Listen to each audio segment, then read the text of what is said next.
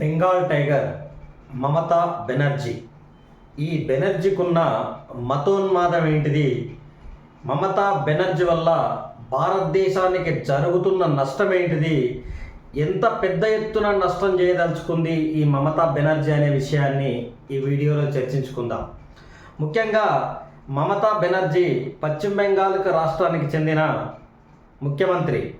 ఈ పశ్చిమ బెంగాల్ ముఖ్యమంత్రి తూర్పు బెంగాల్ అయిన బంగ్లాదేశ్కు ఎక్కువ బార్డర్ ఆనుకొని ఉండడం వలన బంగ్లాదేశ్లో ఉన్నటువంటి విపరీతమైన జనసాంద్రతను పశ్చిమ బెంగాల్ రాష్ట్రంలోకి వలస తీసుకొచ్చి తన గెలుపు కోసం వాడుకుంటుందనే ఆరోపణలు ఎన్నో ఉన్నా అవి ఆరోపణలు కాదు, నిజాలు అని బయటపడ్డ రోజులలో కూడా పత్రికలలో ప్రచురించినాక కూడా ఆమెలో మార్పు రాలేదు.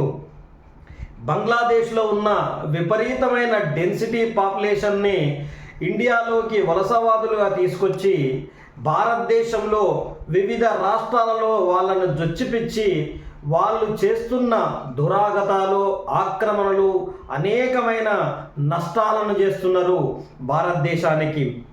బాంబు పేలుళ్లకు వగైరా మర్డర్లు, రేపులు, ఇటువంటి దురాక్రమణలు, దొంగతనాలు, అనేక రకాల హింసలకు పాల్పడుతున్నటువంటి ఈ బంగ్లాదేశీయులు కేవలము మమతా బెనర్జీ యొక్క మతోన్మాదం వల్ల, మతపిచ్చి వల్ల భారతదేశానికి వస్తున్నారు.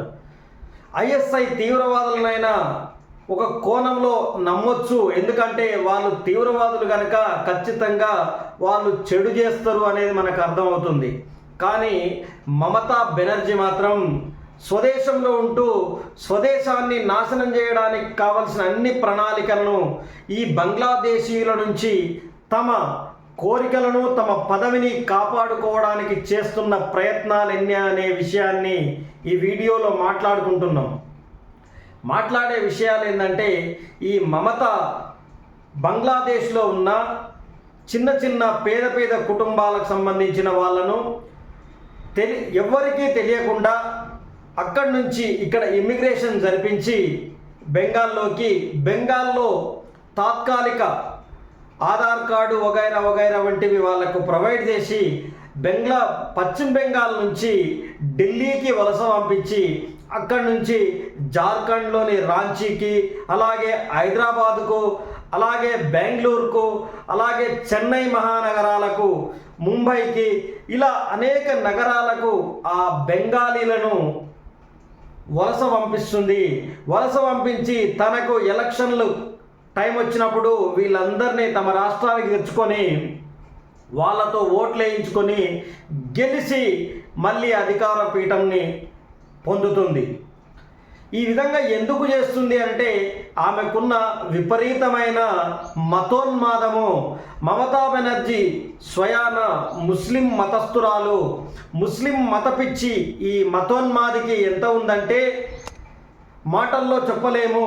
ఐఎస్ఐ తీవ్రవాదులకైనా తక్కువ ఉంటుందేమో, ఈమెకు ఒక రెప్పపాటు ఎక్కువనే ఉంటుందని స్థానికులు, ఆమె గురించి తెలిసిన సన్నిహితులందరూ మమతా బెనర్జీ గురించి నోటికొచ్చిన విధంగా చెప్తున్నారు. ఆఫ్ కెమెరాలలో, ఆన్ కెమెరాలో మాత్రం ఎవ్వరూ మాట్లాడడం లేదు.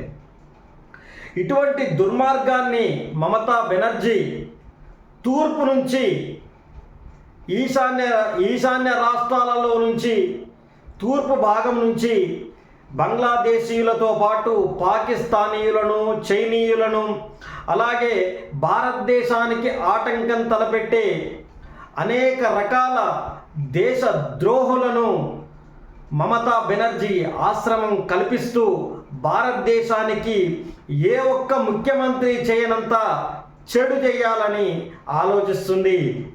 ఇటువంటి సందర్భంలో బంగ్లాదేశ్ను ఆనుకొని ఉన్న ఈ పశ్చిమ బెంగాల్ రాష్ట్రాన్ని యూనియన్ టెరిటోరియట్ చేస్తే తప్ప భారతదేశానికి రాబోయే ముప్పును అరికట్టలేమని అర్థమవుతుంది.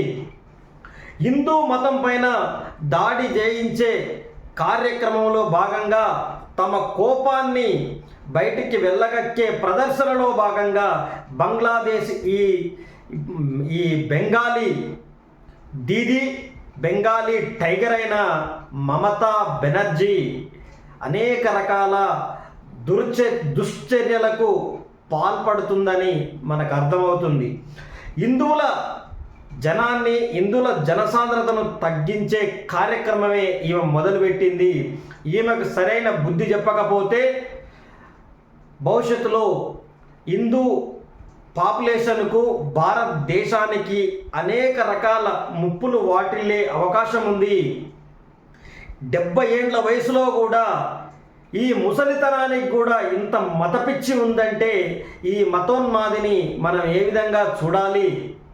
ఒక స్త్రీని మాట్లాడేటప్పుడు ఆచితూచి మాట్లాడాల్సిన అవసరం మన ఇండియన్ సంస్కృతి నేర్పించింది కనుక మతోన్మాది అనే ఒకే ఒక పదంతో ఈమెను ఆపేస్తున్నగానే ఆమె గురించి తెలిస్తే నోటికొచ్చిన బూతులు తిడతారు కొంతమంది.